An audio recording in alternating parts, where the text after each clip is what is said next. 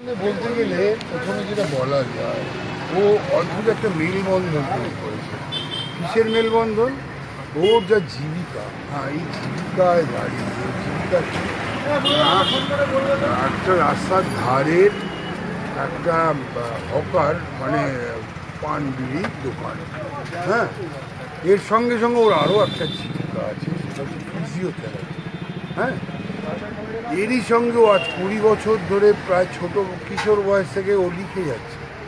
হ্যাঁ, ও লিখে যাচ্ছে এবং সেই লেখাগুলো যথেষ্ট জনসমাদৃতই বলা যায়, যথেষ্ট সমাদৃত হয়েছে আজকের বাজারে, আজকের নিরিখে, যেখানে সাহিত্য প্রায় হারিয়ে যাচ্ছে, যেখানে মানুষ ভালো কিছু পড়ার অবসর যাদের নেই, যারা সব কিছুই ঘটনা ঘটছে ছবিতে দেখতে চায়, যারা লেখা টেখা পড়ে না, এইরকম একটা অবস্থায় যখন বসছে, এখানেও লিখে যাচ্ছে।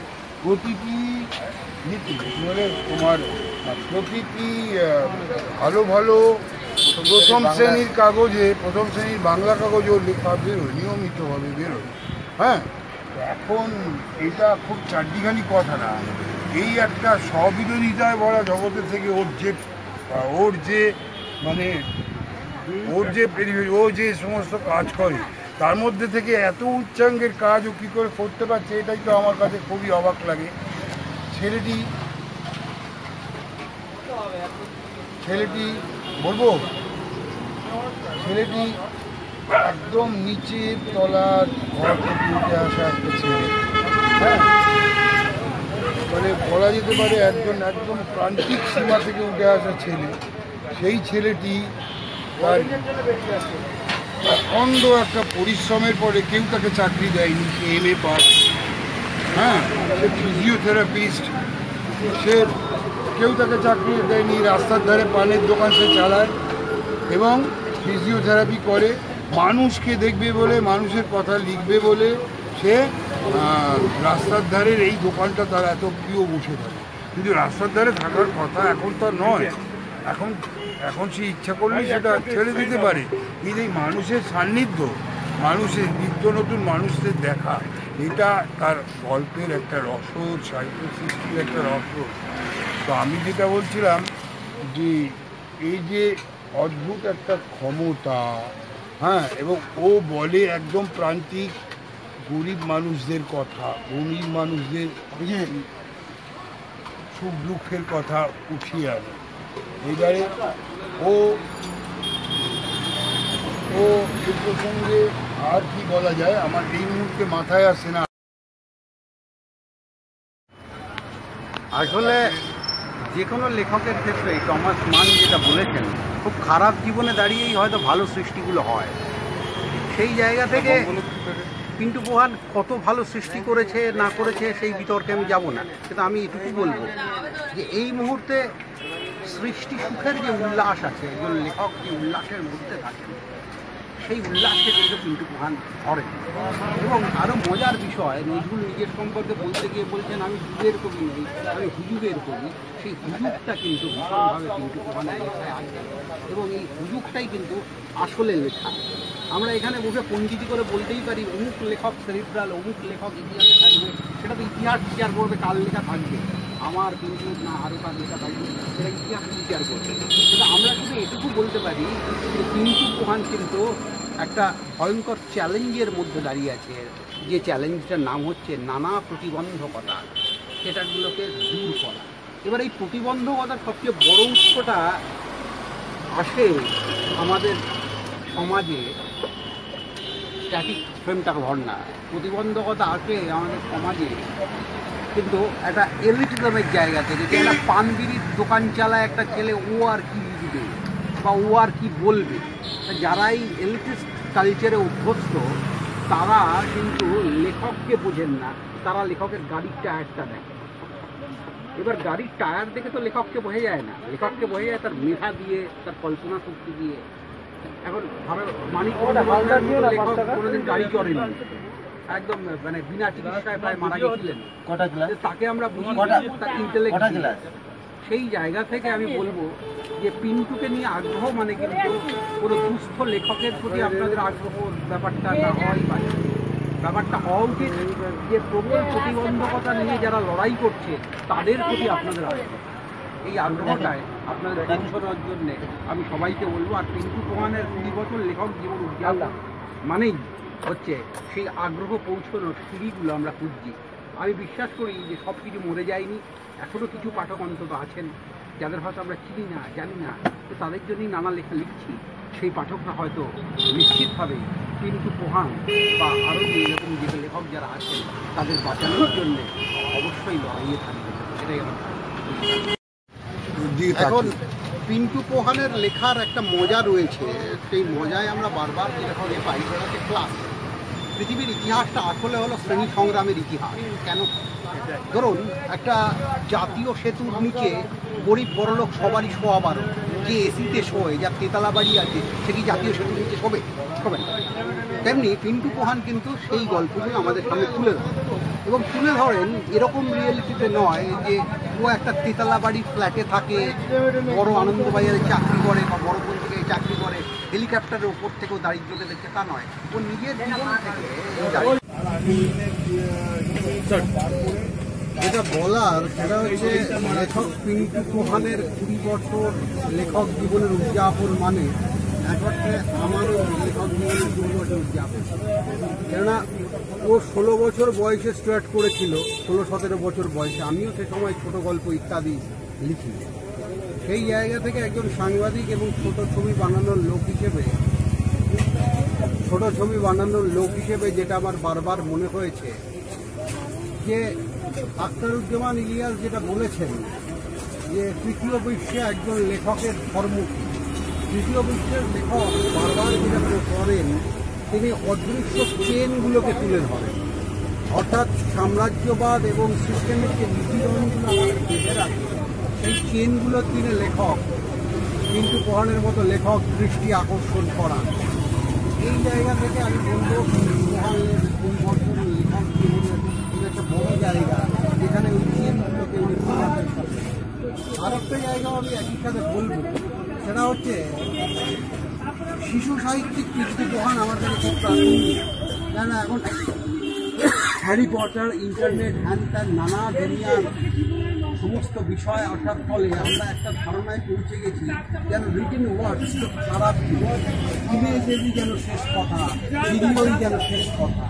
এই জায়গায় দাঁড়িয়ে শিশুর জগৎকে অন্য একটা ভাষা দেওয়ার পিন্টু পোহান চেষ্টা করে।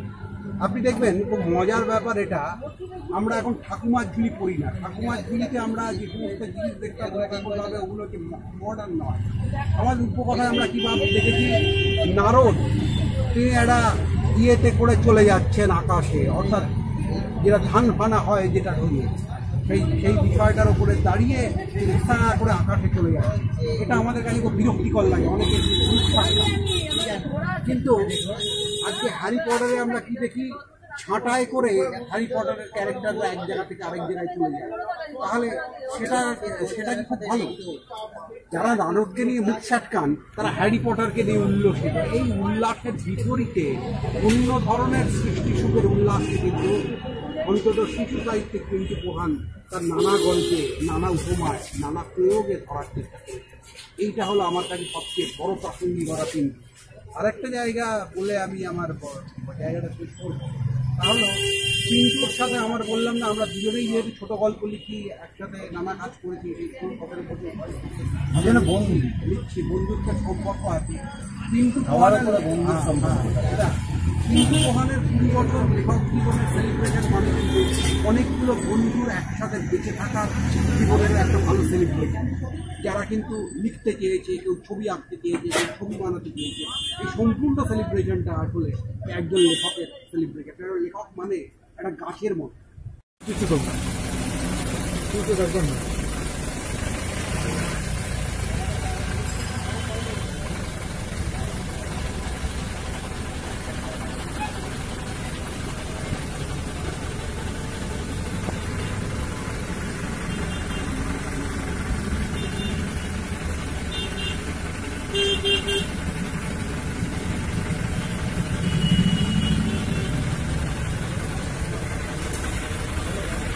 অনেকেই বলে চিরকালের ছেলেবেলা পত্রিকা তোমাকে নিয়ে খুব মাতামাতি করছে, তুমি নাকি খুবই লড়াই সংগ্রাম করেছো, এই কথা বলে বেড়াচ্ছে।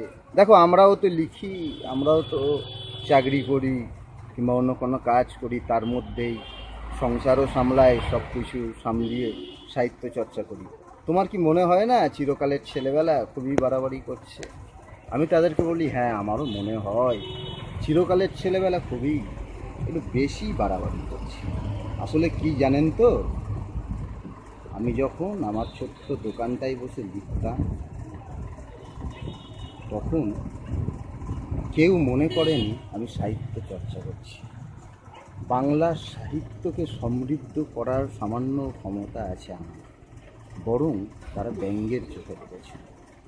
এক প্রফেসর আমাকে লিখতে দেখে জিজ্ঞেস করেছিলেন, আচ্ছা খোকা, বলো তো পৃথিবী থেকে সূর্যের দূরত্ব কত? আমার মনে হয় আমার অন্য সাহিত্যিক বন্ধুদের এরকম প্রশ্নের মুখোমুখি হতে হয়নি। চিরকালের ছেলেবেলা হ্যাঁ বাড়াবাড়ি করছে বটে। আমার মনে আছে একদিন আমি লাইব্রেরিতে গেছি, তার লাইব্রেরিয়ান তো আমাকে খুবই ভালোবাসেন, দীর্ঘদিন ওনার লাইব্রেরি থেকে আমি বইপত্র নিই। আমার পাড়ার এক পরিচিত ভদ্রমহিলাও গেছেন। তো লাইব্রেরিয়ান জানতেন না উনি আমার পাড়াতেই থাকেন। তো লাইব্রেরিয়ান ওনাকে বললেন যে, একে চেনেন? এ হচ্ছে পিন্টু পোহান, খুব ভালো লিখছে। তো ভদ্রমহিলা কথাটা হজম করতে পারলেন না বা সহ্য করতে পারলেন না। তিনি একটু না কুচি করেই আমাকে প্রশ্ন করলেন, পড়াশোনা কত দূর করেছো? মাধ্যমিক সার্টিফিকেট আছে তো? না, আপনারা সবাই অনেকেই লড়াই সংগ্রাম করে লেখালেখি করে, আমার লড়াই সংগ্রামটা খুব একটা বেশি নয়, বুঝেছেন? আমার কয়েকজন বন্ধু, আমি যখন ওই দোকানে বসে প্রথম লেখালেখি শুরু করি, আমার কয়েকজন বন্ধু তারা মাঠে একদিন গল্প করতে বসেছে। গল্প করতে বসে তার কোনো সাবজেক্ট না খুঁজে পেয়ে আমাকেই সাবজেক্ট হিসেবে বেছে নিল। তো পরে জানলাম অন্য এক বন্ধুর মাধ্যমে, সেই বন্ধু এসে বলল, আমি আমার দোকানে কিছু একটা কিনতে এসেছিল, আমি দিতে দেরি করছিলাম। তখন সেই বন্ধুটা বলল যে, ওরা ঠিকই বলে, তুই একটা কার্টুন, লোক হাসাচ্ছিস। হ্যাঁ, দোকানদারি এটা করতে পারিস না ঠিকইভাবে, দোকানে বসে বসে সাহিত্য হয় না। চিরকালের ছেলেবেলা পত্রিকা খুব বাড়াবাড়ি করছে, আমাকে নিয়ে বিভিন্ন ভিডিও পোস্ট করছে ইউটিউবে, ফেসবুকে, অনেক কিছু মানিকরায় অনেক কিছু লিখছেও আমাকে নিয়ে। আমি আর কতটুকুই বা লড়াই সংগ্রাম করেছি। তবে আজ যখন পিছন ফিরে দেখি, তখন আর একটা দিনের কথা মনে পড়ে। আনন্দবাজার পত্রিকায় আমার একটি গল্প বেরিয়েছে, আমার মনে খুব আনন্দ। আমি সাইকেল নিয়ে যাচ্ছি বাড়ির দিকে, তো আমারই পাড়ার খুবই অল্প বয়সী ছেলেরা আমাকে ব্যঙ্গ করছে, মুখ ভেঙাচ্ছে, একজন সিগারেটের ধোঁয়া আমার দিকে ছুঁড়ে দিচ্ছে। কারণ আমার এক অন্য বন্ধুরা, কেউ স্কুল মাস্টার, আমার অন্য বন্ধুরা যারা সাহিত্য চর্চা করে, কেউ স্কুল মাস্টার, কেউ উকিল, কেউ কোনো কারখানায় কাজ করে, আর আমি ফুটপাতে বসে একটা দোকান চালাই। আমার বন্ধুদের এই রকম সমস্যার সম্মুখীন হতে হয় না। তারা যদি হতেন, তারা দ্বিতীয়বার বলতেন না, মানিক রায় বা চিরকালের ছেলেবেলা আমাকে নিয়ে যা করছে খুবই বাড়াবাড়ি করছে, লড়াই সবাই করে, সংগ্রাম সবাই করে।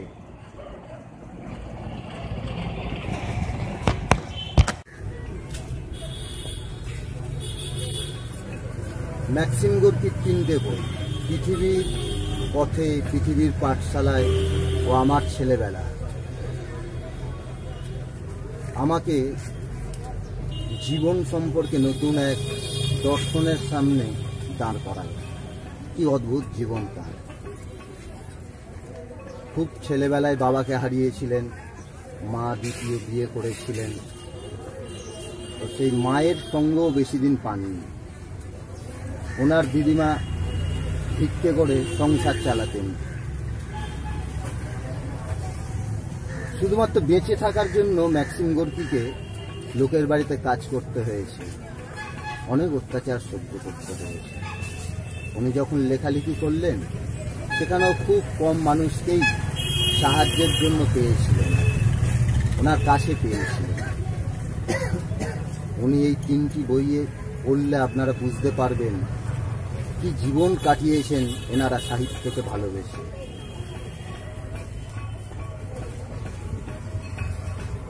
ম্যাক্সিম গোর্কির জীবন যখন পড়লাম, জানলাম, তখন নিজের জীবন সম্পর্কেও আমার ধারণা অনেকটাই বদলে গেল। মনে হলো আমরা সাহিত্যের জন্য আর কতটুকুই বা ত্যাগ করছি। ম্যাক্সিম গোর্কির মতো পৃথিবী বিখ্যাত একজন লেখক যে এত সমস্যার সম্মুখীন হয়েছেন, এত অত্যাচার সহ্য করেছেন, তারা যা পারেন আমরা তা কেন পারব না? সমস্ত দুঃখকে, সমস্ত কষ্টকে তখন থেকেই আমার খুব লঘু মনে হতে শুরু করল। আমার মনে হতে শুরু করলো যে এরকম কত জীবন প্রতিদিন বয়ে চলেছে, সেক্ষেত্রে আর একটা জীবন না হয় সাহিত্যের জন্য উৎসর্গ হবে। হ্যাঁ, সাহিত্যের এই পর্যায়ে আমার প্রেরণা ম্যাক্সিম গোর্কি। 1998 থেকেই ধরুন লিখছি, বিভিন্ন পত্রিকায় পাঠাচ্ছি। প্রথমে কোনো পত্রিকায় প্রকাশিত হতো না, যা হয় নতুন লিখে পাঠাচ্ছি, সেরকম লিখতেও পারতাম না হয়তো, সেই জন্যই তারা ছাড়তেন না। তো 2000-এর পর থেকে বিভিন্ন পত্রপত্রিকায় নিয়মিতভাবে আমার লেখা প্রকাশিত হয়ে চলেছে। আর বাংলা সাহিত্যের কথা বলছেন, বাংলা সাহিত্য বরাবরই সমৃদ্ধ।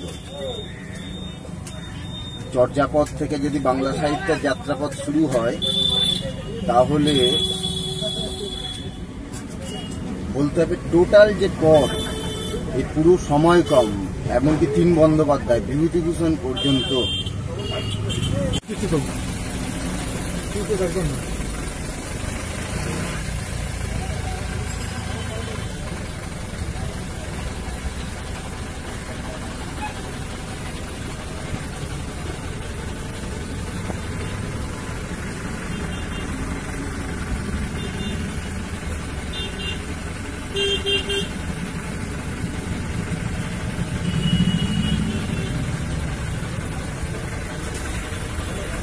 লেখার সংখ্যা 2000, প্রবন্ধ, নিবন্ধ, গল্প, কবিতা মিলিয়ে।